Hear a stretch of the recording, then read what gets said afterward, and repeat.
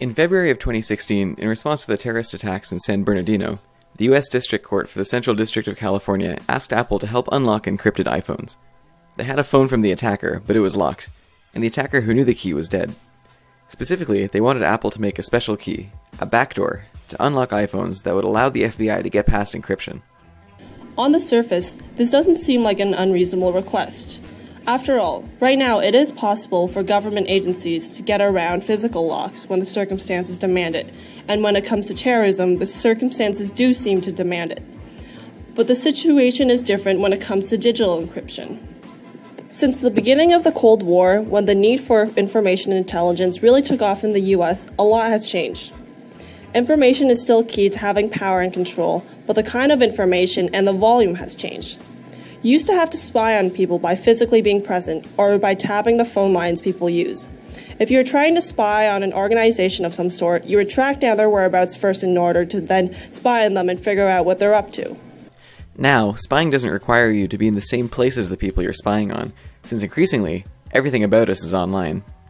We create this information willingly. Our culture now promotes documenting everything we do and sharing it publicly on social media. Businesses are made with this in mind, designed to encourage us to post more, so they can use what we post to make more targeted ads. As a result, we spend hours of our day collecting and cataloging our interests, viewpoints, purchases, whereabouts, and connections, and all this information exists digitally. So what do you do if you want to keep any of this private from people who you don't want seeing it? When communicating online, unlike in person, your information passes through a bunch of systems you don't have control over. The hardware you type on, the apps you're running, the pipes your information travels through, and the servers your information gets stored on, all have the ability to look at the ones and zeros you send.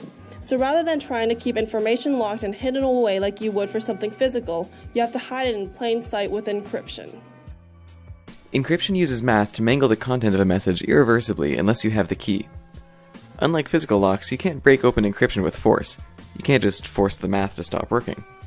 If you tried all the possibilities for a 256-bit AES key, it could take longer to find the right one than there's been time since the Big Bang. This way, third parties can look at the ones and zeros you send, but not be able to understand what they mean without the key.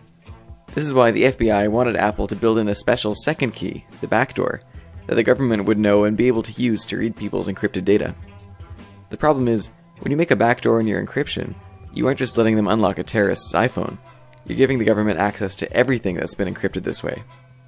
Apple CEO Tim Cook said, in response to the FBI, "In the physical world, it would be the equivalent of a master key, capable of opening hundreds of millions of locks, from restaurants and banks to stores and homes."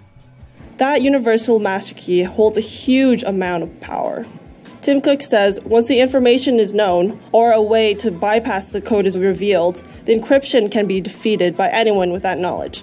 By making such a key and giving it to the government, you're trusting that they only use the key for cases like in San Bernardino, and never look at the other information that they now have free access to.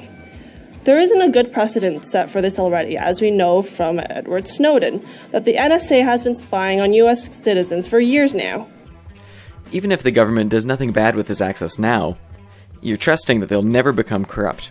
You're trusting that no malicious groups will steal the key from the government. Remember that this is the digital world, so if the key is stored insecurely, there's no geographic barrier preventing people from trying to break in and take it. Just think about how easily emails from government workers get leaked now, and the effect that that has, and then imagine what would happen when the master key gets leaked. And if your information is accessed, there's no going back. You can easily make and distribute copies of digital information, unlike physical goods. Once something is public on the internet, you can't just take it down. The reality is, the protection of our privacy relies on secure encryption. We can't add a way for the government to breach privacy in extreme circumstances without opening the door for having anyone do it.